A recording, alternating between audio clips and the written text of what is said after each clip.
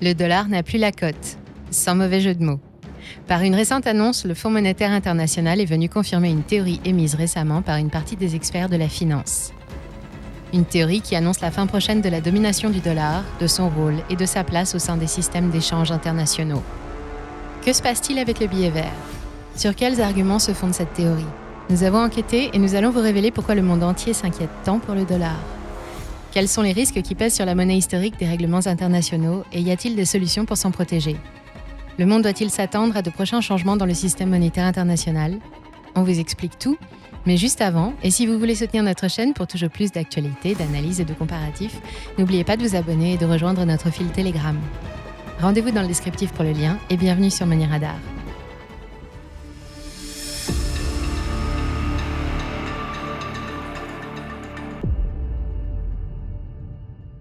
Si vous débutez dans la finance, peut-être ne savez-vous pas encore pourquoi le dollar a pris autant d'importance dans le monde, jusqu'à devenir aujourd'hui la première valeur de réserve des banques mondiales et la deuxième plus grosse masse monétaire en circulation derrière l'euro. C'est la monnaie officielle des États-Unis, mais également de 9 autres pays du monde comme les îles Marshall, les îles Vierges, le Panama ou encore le Salvador. C'est aussi une monnaie chargée d'histoire depuis l'impression du tout premier billet américain par des colons du Massachusetts en 1690 jusqu'au remous lié à la crise sanitaire. En 1774, l'Assemblée législative, qui réunit les dirigeants des 13 colonies américaines confédérées présentes sur le territoire, décide de financer la guerre d'indépendance en faisant marcher la planche à billets. Elle crée pour cela une première monnaie officielle, le dollar continental, qu'elle va imprimer et distribuer en si grand nombre que le système s'effondrera quelques années plus tard. C'est seulement en 1792, avec le Mind Act, que le dollar est officiellement adopté et que le premier bâtiment fédéral de la toute jeune nation américaine, l'Hôtel des monnaies des États-Unis, est construit. Cette fois, le dollar est indexé sur la valeur de la pièce espagnole de 8 reales, particulièrement répandue à l'époque, à la faveur des nombreux échanges commerciaux entre l'Espagne et le reste du monde. Le dollar ambitionne déjà de concurrencer la principale monnaie en usage à l'époque, mais c'est surtout en 1944, avec les accords de Bretton Woods, que son destin va changer. Avant cela, la valeur de chaque devise des principaux pays développés était déterminée en fonction d'un étalon or, une procédure fixée depuis la Convention de Gênes de 1922. À partir de Bretton Woods, elles sont indexées sur le dollar américain, lui-même étant la seule monnaie au monde à pouvoir être convertie en or. Voilà comment le dollar, devenu as good as gold, aussi bon que l'or, s'est répandu dès la fin de la Seconde Guerre mondiale, devenant une monnaie internationale respectée par les investisseurs et en outre garantie par une contre-valeur en or avec $1 égale 1/35e d'once d'or. Mais en 1971, le dollar fait face à une forte dévaluation. Les détenteurs du monde entier, inquiets, demandent massivement à ce que leur devise soit convertie en or. Et même si les États-Unis produisent les 3/4 de l'or mondial et détiennent les plus grosses réserves, la situation est critique pour les Américains. Pour régler le problème, l'administration de Richard Nixon met fin à la convertibilité en or et limite cette possibilité uniquement aux banques centrales. Mais il faut redéfinir un mode de fonctionnement nouveau. Certains pays membres de la CEE, la Suède, les États-Unis, le Japon et le Canada, entre autres, se réunissent en tant que Club des 10 la même année et aboutissent aux accords de Smithsonian Institute. Dorénavant, les taux de change sont fixes entre les devises des pays concernés, chacune étant valorisée par rapport à l'étalon or qui fait son grand retour. Mais le change fixe montre lui aussi ses limites très rapidement et notre système actuel de change flottant est adopté quelques années plus tard en 1976 avec les accords de la Jamaïque. Malgré les hauts et les bas qui ont suivi, la monnaie américaine a conservé son statut de monnaie de référence, de devise la plus utilisée au monde dans les échanges commerciaux et dans les grands contrats internationaux. Le dollar est accepté quasiment partout dans le monde. Il constitue aussi l'essentiel des réserves des banques mondiales, près de 61% en 2019 selon le FMI. Mais les choses sont en train de changer, car certains experts et gérants de fonds d'investissement commencent à émettre des doutes quant à l'avenir du dollar, en tant que monnaie pour les paiements internationaux et comme valeur de réserve. Selon l'étude Coffer du Fonds monétaire international qui étudie la composition des réserves des banques centrales, au 4e trimestre de 2020, la part représentée par le dollar est tombée à 59%, son plus bas niveau depuis 25 ans. Le Brésil, l'Argentine ou encore l'Iran viennent de demander la conversion de leur dollar américain en or. Apparemment, plus personne n'aime le dollar, à tel point que le milliardaire et financier américain Stanley Druckenmiller n'hésite pas à parler de point de non-retour vers le déclassement du dollar en tant que valeur de réserve. Il fait également remarquer que depuis 1913, comparé à l'or, le dollar a perdu 98% de sa valeur. Serait-ce la fin de sa domination mondiale ? Pour répondre à cette question, il est nécessaire d'aller regarder d'un peu plus près les raisons qui poussent les économistes, et Stanley Druckenmiller en tête, à s'inquiéter autant pour l'avenir de la monnaie américaine. Et la désaffection pour le dollar a plusieurs causes. D'abord, et malgré le dynamisme de sa reprise économique, l'Amérique ne fait plus rêver. Cela ne date pas de la crise du Covid, mais elle a amplifié un phénomène qui en réalité a débuté dans les années 80, la mauvaise tenue des finances du pays. Les États-Unis sont pénalisés chaque année par les déficits chroniques auxquels ils doivent faire face. Celui de la balance extérieure, celui du budget de l'État, qui sont financés exclusivement par le recours à la dette. On les appelle les déficits jumeaux, et associés à l'endettement actuel du pays, ils commencent à attirer l'attention et ébranlent considérablement la confiance des investisseurs dans le dollar. On craint le défaut de paiement dans certains États, comme en Californie. Véritable vitrine des États-Unis pour le reste du monde, l'État emblématique de la côte ouest est à 2 doigts de déclarer sa cessation de paiement. Or, aucune monnaie ne peut revendiquer le statut de valeur de réserve si l'émetteur n'a pas un minimum de crédibilité. Dans cette situation, ce sont la fiscalité et la politique monétaire de la Fed qui sont montrées du doigt. La fiscalité, d'abord, est très critiquée parce qu'elle taxe plus les entreprises et les salariés, c'est-à-dire ceux qui produisent réellement la richesse, plutôt que les rentiers et les personnes fortunées. Et nous avons le même modèle en France. La politique monétaire ensuite, puisque la Fed, comme la plupart des banques centrales des pays occidentaux, s'est éloignée de son rôle de gardienne de la politique monétaire pour devenir le premier acheteur de dette américaine et soutenir l'émission de billets verts. Le Covid et les mesures de soutien à la reprise de l'économie ont aussi favorisé le recours à la dette et donc l'émission de nouveaux dollars déjà présents en trop grand nombre. Et que se passe-t-il lorsque l'offre excède la demande sur un marché ? Les prix baissent. Et voilà notre dollar qui perd 9% environ sur les 12 derniers mois. Résultat, l'inflation américaine augmente bien plus vite que prévu, plus 5% depuis mai 2020 et plus 0,6% sur le seul mois de juin. Et pourtant, aucun ralentissement des mesures de soutien n'a encore été décidé par le gouvernement, et le niveau des taux directeurs ne devrait pas changer. Mais il n'y a pas que cette crise de confiance qui impacte l'emblématique monnaie américaine. Le dollar doit aussi faire face à la concurrence d'autres devises, tant pour les règlements internationaux qu'en tant que réserve de valeur. Ainsi, selon le FMI, le dollar canadien, le dollar australien, le yen et le renminbi chinois sont de plus en plus intégrés aux réserves dans le cadre d'une stratégie de diversification, stratégie essentiellement suivie par la plupart des pays émergents. Mais il n'y a pas que les réserves mondiales. Ces nouvelles monnaies sont aussi plus échangées qu'avant à travers les relations commerciales ou les grands contrats internationaux, damant le pion au dollar puisque l'utilisation de l'euro reste globalement stable.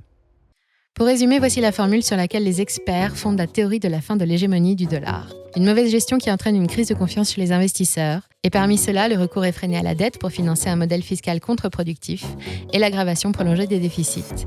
Plus le changement de stratégie de gestion des réserves des banques centrales pour plus de diversification, plus l'arrivée de monnaies concurrentes nous donne une sacrée pression sur la monnaie américaine. Une pression si puissante qu'elle est capable de freiner la reprise économique des États-Unis, qui pourtant semblait bien lancée, beaucoup plus que le maintien de taux bas ou qu'une demande intérieure faible. L'ère du tout-puissant dollar américain en tant que monnaie internationale, voire unité de compte, arriverait-elle vraiment à son terme ? Alors, que penser de tout cela ? Le destin de la monnaie américaine semble être en effet intimement lié à la dynamique affichée par son pays. Mais les nouvelles venues d'outre-Atlantique n'incitent pas à l'optimisme. Le déficit budgétaire n'en finit plus de se creuser. Il était de 984 milliards en 2019, il dépasse les 3100 milliards en 2020. Conséquence, la courbe de la dette, elle, atteint des sommets ahurissants. Depuis 2011, l'agence Standard & Poor's a dégradé la note du pays du AAA au AA+, en raison des perspectives négatives à long terme. Une première. Cette crise de confiance est donc bien réelle et elle alimente les conjectures. Comme nous l'avons évoqué, les détenteurs de dollars vendent, sa valeur baisse et provoque une inflation inattendue. Celle-ci pénalise la balance extérieure et provoque un nouvel afflux de dollars qui fait encore baisser les cours et la boucle est lancée. Il est particulièrement difficile de prévoir comment les États-Unis vont pouvoir se tirer de ce mauvais pas. Pour l'heure, la Fed n'a pas annoncé de modification des taux directeurs avant 2023. Pour rappel, ils ont été abaissés depuis 2018 et sont passés de 2,5% à 0,5% depuis septembre dernier. Mais l'inflation n'en finit pas de grimper. Les prix de l'essence ont subi près de 56% de hausse en un an. Les vêtements coûtent 6,5% plus cher et c'est presque 5% de plus dans l'alimentaire et 3,8% pour l'énergie. Les Américains qui recommencent à consommer soutiennent une forte demande et cela entretient la flambée des prix. Le gouvernement américain s'attendait à cet effet reprise et nous en parlions nous-mêmes dans une autre vidéo consacrée à l'hyperinflation dont vous trouverez le lien dans le descriptif.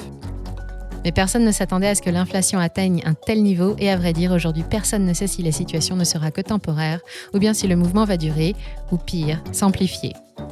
La Fed reste néanmoins positive et table sur une stabilisation des prix autour de 2% d'ici quelques mois. Il n'y a donc qu'à attendre et surveiller la courbe des prix aux États-Unis. Le monde devrait rapidement être fixé. Mais d'ici là, d'autres efforts sont déployés notamment par les principaux détenteurs de dollars à l'étranger qui ont eux aussi tout intérêt à ce que la valeur du billet vert reste plus ou moins stable. Il s'agit par exemple de la Chine qui détient actuellement environ 3 200 milliards de dollars de réserves dans ses coffres et qui voit depuis un an la valeur de sa propre monnaie, le yuan, s'apprécier un peu trop. Ou encore du Japon et de l'île de la Barbade qui à eux seuls détiennent plus de 2600 milliards, soit presque l'équivalent du PIB de la France. Ainsi, la plupart des contrats passés entre la Chine et le reste du monde restent-ils libellés en dollars. Mais pour combien de temps ? On reparle également de l'Amero ou l'Union monétaire américaine qui regrouperait les États-Unis, le Canada et le Mexique. Imaginée en 1999 au moment du déploiement de la monnaie unique en Europe, elle concerne les pays déjà liés par l'ALENA, l'accord de libre-échange nord-américain. Il propose la mise en place d'une monnaie commune qui conduirait progressivement ces trois pays à abandonner leurs devises actuelles. En 2006, dans une interview accordée à la chaîne CNBC, le gérant de fonds de chez Jefferies International, Steve Previs, relance le débat et l'Amero qui fait un premier buzz. Rebelote quelques mois plus tard à la suite d'un canular. Début 2007, une rumeur annonçant la naissance de la nouvelle monnaie circule sur les marchés et au sein des communautés d'investisseurs. Des pièces auraient même été mises en fabrication et des photos font le tour de la planète. Sauf qu'il ne s'agissait que d'œuvres d'art réalisées par l'artiste et facteur de médailles Daniel Carr. Bien que cela apparaisse naturellement comme l'étape suivant la signature de l'ALENA, en réalité, l'adoption d'une nouvelle monnaie commune aux pays d'Amérique du Nord n'a jamais été réellement envisagée et les gouvernements des pays concernés n'ont jamais donné leur accord ni même été consultés à ce sujet. L'Amero ne fait donc pas partie des menaces qui pèsent sur la place du dollar dans le monde. Mais qu'en sera-t-il dans 20 ans ? Pour conclure, en dépit des baisses de volume que nous avons évoquées tout à l'heure, le dollar est encore la devise la plus utilisée dans les échanges commerciaux et la première valeur de réserve. Mais son statut de monnaie superstar s'effrite. Il doit affronter la montée en puissance de nouvelles devises émises par des pays à la signature plus solide et la crise de confiance à laquelle il doit faire face alors que l'économie américaine s'efforce de rattraper son retard lié au Covid tombe au pire moment. Le cours du dollar trébuche, peu soutenu par une politique monétaire jugée totalement inadaptée. La dette reste la première source de financement des États-Unis et presque un tiers de cette dette est régulièrement rachetée par la Fed qui a vu le niveau de son bilan multiplié par 10 depuis 2006. Et cela ne devrait pas s'arrêter là puisque selon les estimations du FMI, elle devrait encore grossir de 400% d'ici 2050. Elle devient un énorme fonds commun de placement qui ne contient que de l'obligation d'État américaine. Un État qui ne parvient pas lui non plus à redresser ses comptes, qui file inexorablement dans le mur. Pour Jérôme Powell, l'inflation actuelle et la baisse du dollar ne sont que passagers et s'expliquent par la reprise économique américaine plus brutale que prévu. La Fed croit en l'efficacité de la vaccination et annonce le 28 juillet dernier ne rien changer à sa politique monétaire. Elle continuera donc de racheter des actifs à la même vitesse. Les mesures de soutien à l'économie américaine resteront en place tant que le niveau de l'emploi ne sera pas redevenu normal. Il ne faut donc pas encore s'attendre au fameux tapering, ce moment où le gouvernement décidera d'alléger son soutien à l'économie et où la Fed réduira ses achats d'emprunts d'État. Une nouvelle réunion est prévue à la rentrée dès septembre. Mais cela ne laisse que quelques semaines de répit au dollar et le problème, c'est que sa volatilité actuelle offre le champ libre à tous les spéculateurs. Les plus pessimistes d'entre eux n'hésitent pas à parier sur une forte baisse à moyen et long terme. Ils estiment que la crise sanitaire a agi en tant que révélateur de problèmes bien plus complexes, comme le gouffre des déficits jumeaux, qui ne date pas de 2020. L'Amérique serait-elle sur le déclin et emporterait-elle avec elle la puissance de son billet vert ? Seul le temps pourra nous le dire. Et d'ici là, les yeux du monde restent fixés sur les indicateurs américains et les prochaines décisions de la Fed. Pour ne rien manquer de ces futures annonces, de l'évolution de la situation aux États-Unis et de l'avenir du dollar, vous pouvez vous abonner à notre chaîne et soutenir notre travail. Si notre vidéo vous a plu, n'hésitez pas à la commenter et à nous dire ce que vous en pensez. N'oubliez pas de cliquer sur j'aime et de la partager autour de vous. C'était Moni Radar. À très bientôt.